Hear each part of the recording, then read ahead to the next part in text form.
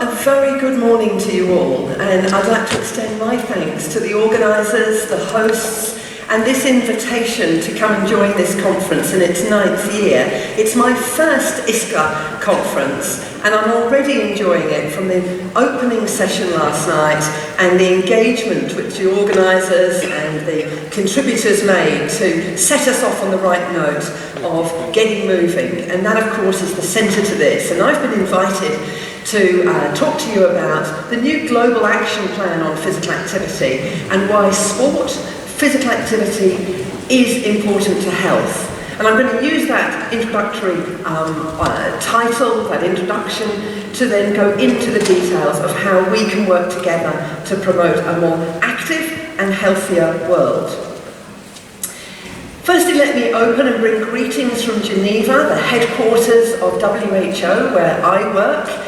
And we have a nice building on the left, a new boss on the right, a clear mission in the centre, and 3 targets. Our targets have been set by Dr. Tedros, the new Director General, who wants to see that we really do deliver on the ambitions of a healthier world. We need to promote health, keep the world safe, which is the protection and emergency work, and serve the vulnerable, which is making sure that everyone has access to the basic healthcare to improve their lives. In the centre you see 3 circles, because he's very outcome focused. 3 billion goal, the triple billions. And in that we want 1 billion people who are protected from the emergencies and the changes that are happening rapidly in the world. Known and unknown, expected and unexpected, we need to be prepared and respond. To serve the vulnerable, making sure basic healthcare is available to another 1 billion people in this time frame of the next 5 years. But it's the top one where I think we will all connect, and it's my department that sits within this ambition. The Department of Health Promotion, within the prevention of NCDs, and along with many other colleagues, because we have the biggest umbrella, healthier people. 1 billion people who'll be healthier through the work we do. So in this presentation, I'd like to take a 4-part. I'd like to introduce that link between physical activity and health, show you how active we are, look at this new action plan that I've introduced and you've heard about, but then focus on the implementation. I want to, at the very least, 1, inform you. So you know what the World Health Organization is doing, you know how to connect and what is of interest to you. 2, I hope to inspire you. To inspire you that the work you're doing has a role and a place, and hopefully inspire you to inspire others. And 3, I'd like to invite you, because this job is big, and so we're going to need all of us working together to achieve this goal. So let me start with the first area, and I'm going to move ambitiously through quite a lot of slides, because I think you know a lot of this. And the documents on the left set the scene. We've known it for years, culminated in leading pivotal documents like the US Surgeon General in 1996, his report summarising the importance, and continuing with many countries, your countries and elsewhere, confirming, reinforcing that body of scientific knowledge, summarised in the right graph with that pattern that shows us increasing levels of activity and fitness, no matter how measured. No matter how it's measured, the evidence is strong of a dose-response relationship. We reduce ill health, the risk of ill health, by being more active. It's got 3 messages, and I think we're all on that page. There is an amount we want to achieve, and that's shown between the 2 black lines. But there's also a very important message. Anything is better than nothing. And we'll come back to that, because there's a lot of people we need to move from that first part to reaching the recommended. And we know, and no better than you know, more is better. More is better for lots of health outcomes and benefits. We've summarised all that in global guidelines, national guidelines, and countries like Canada, the US have been updating that, and we are updating the global guidelines. But I think everyone here is aware of the messages around cardiovascular health and aerobic activities of 150 minutes of moderate intensity. But we less focus on the importance of the muscular strength training. And it's there. It's been there for many years. And we should be looking at that more closely. And we know for children, evidence shows that a little bit more for all the health benefits and development benefits, 1 hour a day. We've also produced new guidelines for little children. Work initiated in other countries like Canada and Australia have led and has supported WHO to develop new guidelines on under 5s. We know it's important from the very little age, and we should encourage parents, caregivers to be aware of this and work to ensure children get that physical activity. Why? Because it counts. It counts because it can improve health, and if we flip that, prevent disease.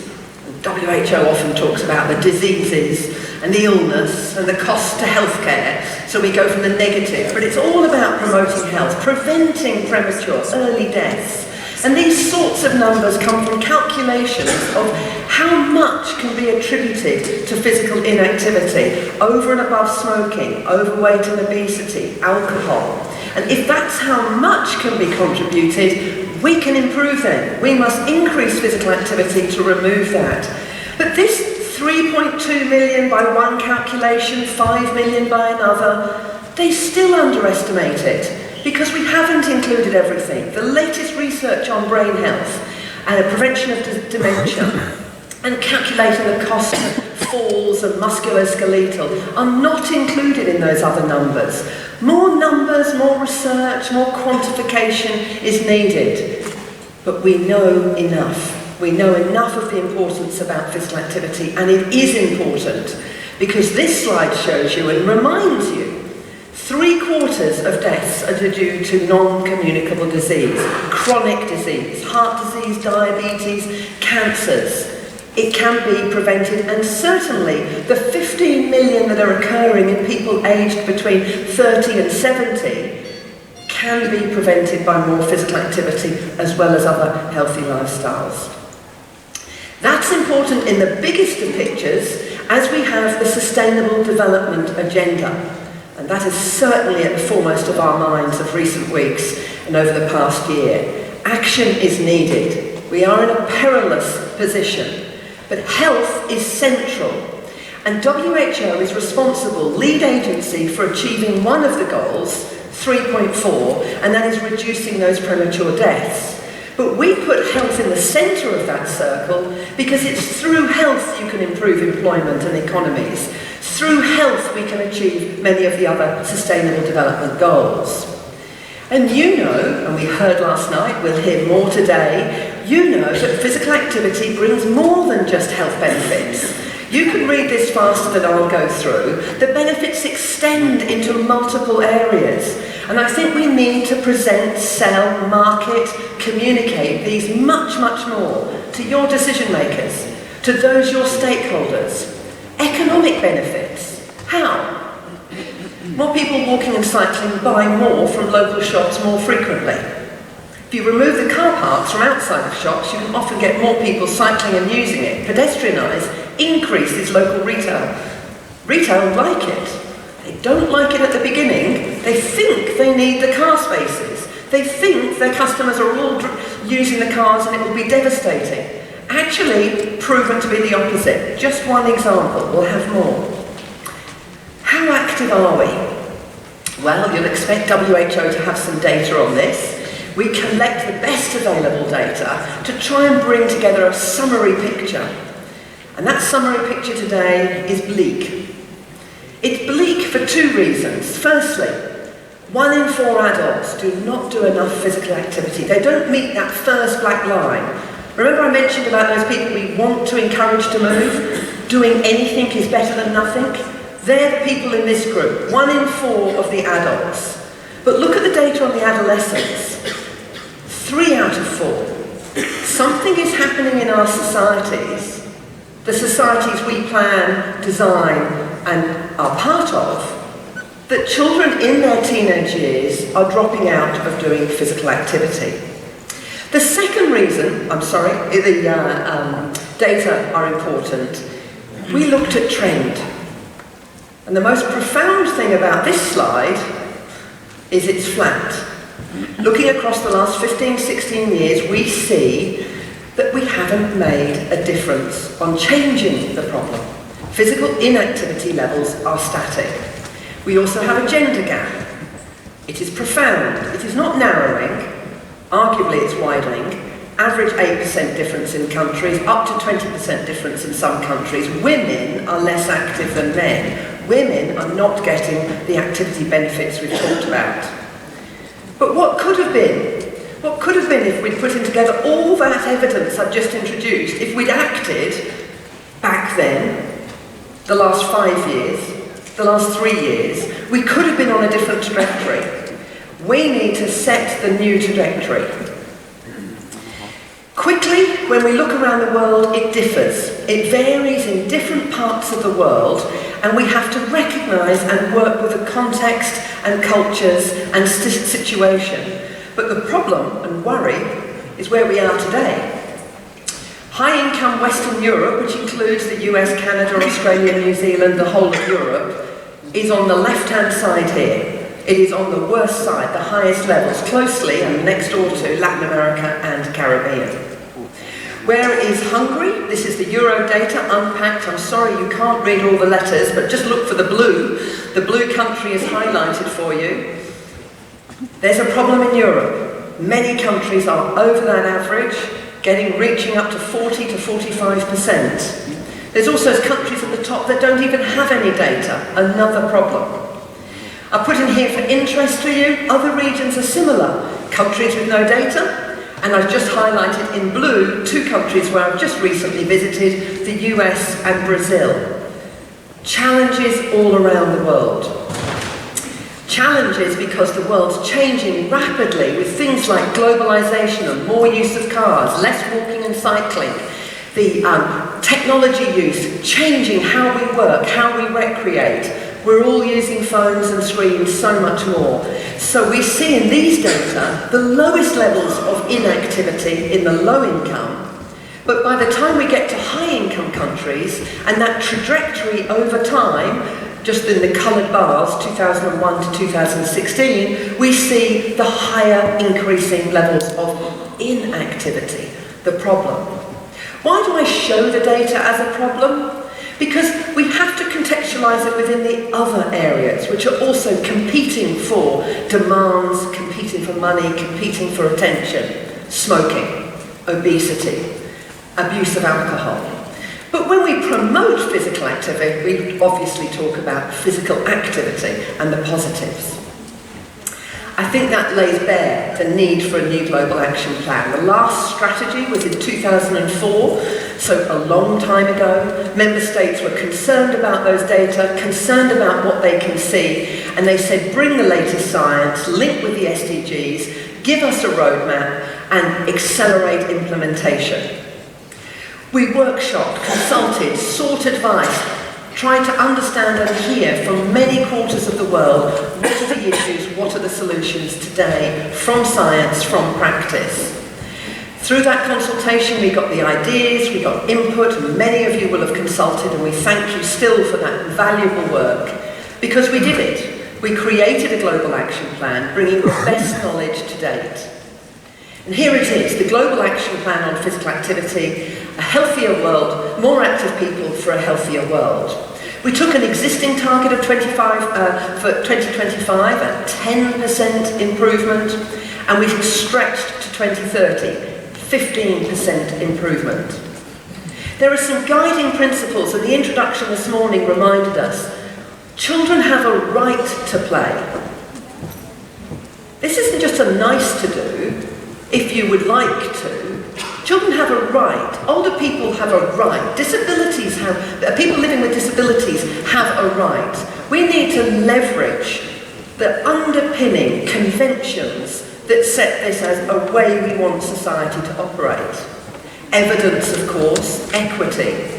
But with that equity agenda, we need to do more for the least active. So I will challenge you. It's not about more of what you're doing to more of the same people. We won't change those numbers. It's about more and different to new people, putting more effort, proportional universality, to the older, to the women, to the people living with chronic disease or disabilities, to the disadvantaged communities. So we have to challenge the work we do, and maybe many of you are already doing that. And of course, partnerships. In brief, the Global Action Plan has a framework of 4 policy action areas. Remember, this came from you and many others. We know there is not one solution. And I'd like to take you through these 4 areas fairly rapidly, but remember we've got the 2 days and the panel discussion this morning. So let's have a look at the first area in red, creating active societies by changing the cultural values, very relevant to this organisation. We need to improve knowledge and understanding, those data we know, making sure our politicians, decision makers understand, act. But it's not just them, it's us. If we get in our car for a short trip and park outside a house, our venue or destination, and then expect everyone else to walk and cycle, there's a dissonance there. We have got to address the dissonance in our culture between talking about health and activity and actually making those changes. This is such an old slide. I invite someone to help me to change it. I'm embarrassed to use it every time. But it says the same message. And I always say that was a medical conference on the right. Attendees to a medical conference chose the escalator. I'd love to say they'd all done a 10k run in the morning. I don't think so. But what about on the right? Is it not madness that we keep building more roads and think we'll solve congestion and air pollution? We have got a dissonance in what we invest in, the infrastructure and our behaviours.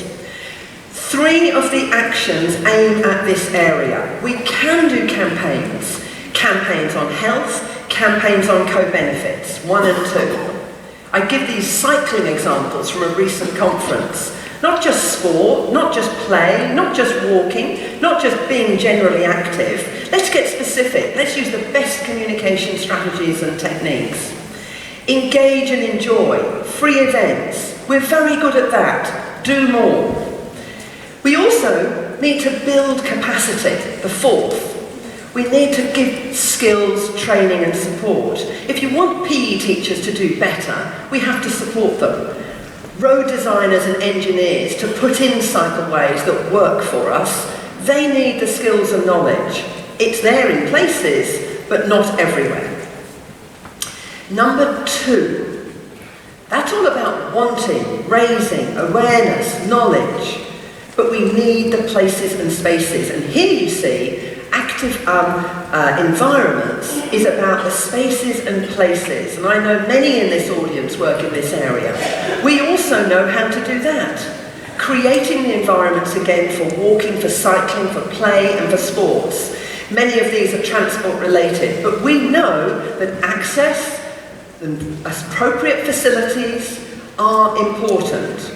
We do know that outside many cities, the reality is more like that.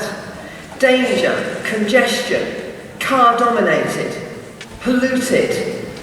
If we keep building cities like that, we will still struggle to change people's behaviour. We're quite sensible, women in particular. Women are a barometer. More women cycling, you're getting things right. And women will help children cycle, cycling to school. But we haven't got it right in many, many places. But we know the answers. We can design better. And Action 5 is planning and urban design, land allocation, mixed use, all the ingredients being put together in the right way. Action 6 is making sure the infrastructure is there for safe walking and cycling. Guidelines are available.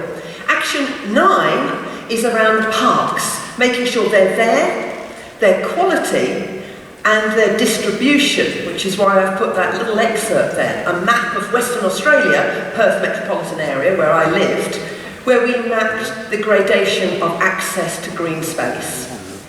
No surprises. The rich have more. Better quality, more amenity. In the poorer areas, less green space, less amenity. And then we see less physical activity. This is not complicated. It is political. We need to improve designs of schools, healthcare, workplaces, encouraging physical activity, how you get there, when you're there. Now we have the knowledge and culture changing, the places and spaces, we now need to look at what we do in them. They are not enough. They are necessary, but we need this one. We've been doing a lot of this. The programs and opportunities that will invite, engage, skill, and create the enjoyable experiences. Across all the settings, look at this slide and tick off which ones you're working with. Either the place or the people. And I reckon we've got this covered. But we need not just in your town and your programme, not just here in Hungary and Europe. We need this available to everyone in their communities. But the solutions are known. And firstly, number 11, schools. We do know what to do in schools. I've simplified it, and WHO will be simplifying it to 5 things. We must do better at PE, active classes, active transport, active playgrounds, and active opportunities after school. By the school, by the community. If you've got all 5 of those happening well in schools, primary through, indeed kindergarten through, we would be in a much better place. We've been saying this for years. We've got to look at the barriers and the political reasons, the decision making as to why that's not happening, and many of you in the area, in the room, are in this area. From schools, number 12 goes to healthcare. This is our domain. Health should be contributing, and it contributes through making sure a patient will receive advice when they should. Hypertensive patient, asked if they smoke. Are they asked if they're active enough? Doing any activity? Are they supported? Is it assessed and followed up? They are the ingredients. It should happen to the hypertensive patient and any other patient. But where does the patient go? It's not the healthcare's job to run the opportunities and programs. That's in the community. So I invite you again to consider and work on this area with health departments and health sector. 12 and 13 are about more opportunities in parks, playgrounds, in the community for children of all ages, through sport, of course. But sport must offer more opportunities. I remind you of the 81% of adolescents that are leaving sport, or at least not doing the recommendation. Why? They love it at age 10, 7, 8, 9. We know they want different things these days. Perhaps less structure, perhaps less competition. And what about our older population, where they seem to not have enough opportunities that meet their needs in the right location, at the right pace? And look at all of those photos. It's all about doing it together, the joint and the social and the group activities. And I think this room and the conference will be full of very good ideas. My frustration is those ideas are not scaled to have them available in all communities. The last 2 areas are very important. We are neglecting people living with disabilities. We don't measure, we don't provide enough programs, and culturally our values are that maybe they don't need it, or they can't do it. Wrong, wrong, wrong, and wrong. This is a major area of focus for WHO, and I hope everyone here. We can work with the leaders of cities, and that's why we put a special section on cities, because you've got opportunity and scale to really make a difference and see that difference within years. The 4th and final area is where we must make sure the systems are in place to support that. Governance, those policies, recommendations I mentioned globally, you need them locally, at your country level. Data. There's a lovely dialogue going on one of our exchange platforms here for this conference about the value of data, the need for data, what kind of data. Do we have enough data? If we have enough, why is the problem? Advocacy, partly this conference, many of the things we do. Innovation and research, and of course all of those being used to leverage more investment and prioritisation. Much more detail is in the appendix of the full document available at WHO website. But what I want to do now is not just list all 20 of those, but show you this as a system. I've just taken the 20 areas that I've introduced, and I've shown how, colour-coded, they link, because it's not just one or the other of these. You can't just take the red one, mass media campaign.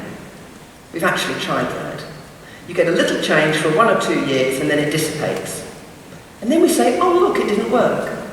Well, on its own, without the environment, so that it can do safe walking and cycling, it was unfortunately predictable it would have less effect. You can't provide programs if people can't afford them or get to them, other barriers. So when you start to see these as connected solutions, you get a whole of system approach. I like to say it's the lines on this which are more important than the single areas. Implementation is important. We're moving into that phase now that we launched last year. We launched with the Director General, the Prime Minister of Portugal, lots of footballs, and a very big advocacy moment. It wasn't just sport, it was play and walking. We know that we need to get this right for sport, for play, and for active transport. Fix the environments, the policies, and the programs. We've got a logo, Let's Be Active, everyone, everywhere, every day. We created a video that we might show later, if we haven't got time right now. I'm not sure I can override this video at this moment. I can't. Have we got 90 seconds? We'll just watch this. We live in a world beating with urgency, breathing with difficulty, breaking under necessity. We are a society consumed by technology, compact in proximity, choked by inactivity. We are global, we are responsible, we are trending, we are too inactive. Everyone, everywhere, every day. We have a plan. It's time to activate our governments, to activate our environments, to activate our society, to activate ourselves. It's time to activate movement, to activate improvement, to reverse our direction, to activate new trends. We need to alert you. We need to activate. Everyone, everywhere, every day.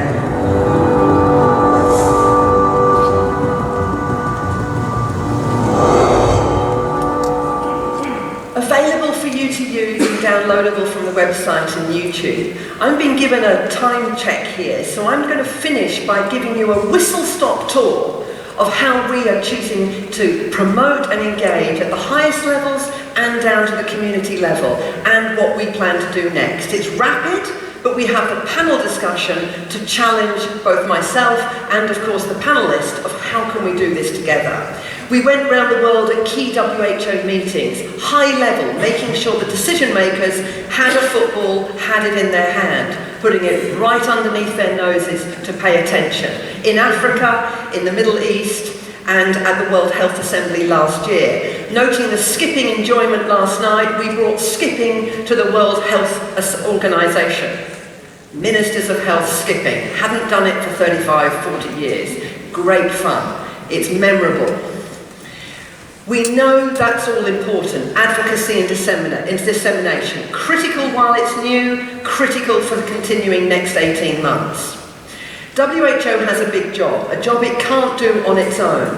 I won't go through all of these because I've got brochures that you can pick up to go through to read about these.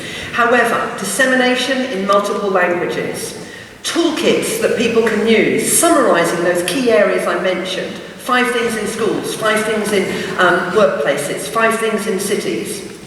Guidelines, I mentioned they're being updated, due autumn 2020. Many thanks to those contributing to this.